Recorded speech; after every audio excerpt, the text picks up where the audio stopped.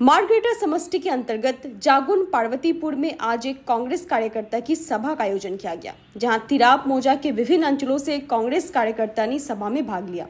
सभा में मुख्य अतिथि के रूप में मार्ग्रेटा समष्टि के पूर्व विधायक तथा वर्तमान नौगांव लोकसभा समष्टि में सांसद प्रद्युत बोरदोले इस सभा में उपस्थित थे।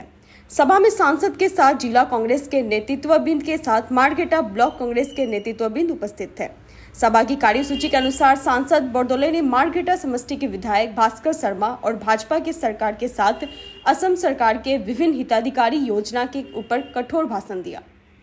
आज इस कांग्रेस सभा में मार्ग्रेटा समष्टि के दलीय सांगठनिक को मजबूत और शक्तिशाली बनाने के ऊपर आलोचना की गई। सभा के अंत में जागुन पार्वतीपुर से कांग्रेस कर्मी ने सांसद के साथ बाइक रैली करते हुए मार्ग्रेटा कांग्रेस भवन में आयोजित सभा में उपस्थित हुए। বহু দিনৰ পিছত মনটো সদায় ইয়াতে থাকে। আজি বহু দিনৰ মূৰত মই আহিছোঁ আৰু আমাৰ কংগ্ৰেছৰ এই জাগুনত আমাৰ মহিলা মণ্ডল ইয়াত নিযুক্ত হৈছে। নতুন কাৰ্যবাহী আমাক সকলোকে দায়িত্ব দিছে। আমাৰ মাৰ্ঘেৰিটাৰ সমষ্টিৰ কাৰণে তত্ত্বাৱধায়ক হিচাপে আমাৰ পলি হাজৰিকা আইদেউ আহিছে। আমাৰ কংগ্ৰেছৰ পৰিয়ালৰ আমাৰ সকলো আমি ইয়াত সমবেত হৈছোঁ।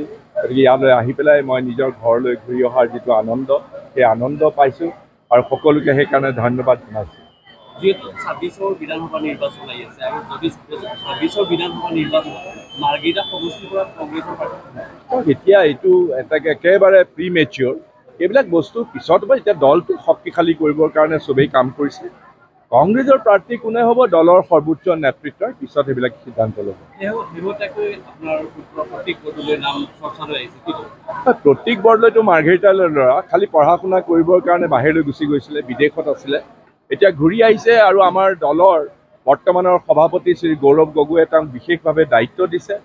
মানে গোটেই দলটো হৈ পেলাই আমাৰ IT তেওঁক ভাইচ চেয়াৰমেন কৰি পেলাই দিছে তেওঁক দায়িত্ব, আৰু লগতে তেওঁক মাতি নি পেলাই কৈছে যে তুমি মাৰ্ঘেৰিটাৰ কংগ্ৰেছ পৰিয়ালটোৰ লগত থাকি অলপ কাম কৰা। কিন্তু ইয়াত টিকেটৰ লগত কোনো সম্বন্ধ নাই। তেওঁ আহিছে, কাম কৰিছে আৰু নিজেও শিকিব লগা বহুত আছে। ৰাইজে যদি আদৰি লয় পিছত এইবিলাক দেখা যাব, কিন্তু এতিয়া কোনো ধৰণৰ এইবিলাক ভবা চিন্তা কৰা হোৱা নাই। মই জাগুনবাসীৰ মানুহটো সকলো মানুহ মোৰ বৰ আপোন। গতিকে ঘৰৰ মানুহখিনিক মইনো বাৰু বেলেগে কি আহ্বান জনাম। একেলগে থাকি ঘৰৰ মানুহখিনিৰ লগত আকৌ কাম কৰিম, সেইটোৱে।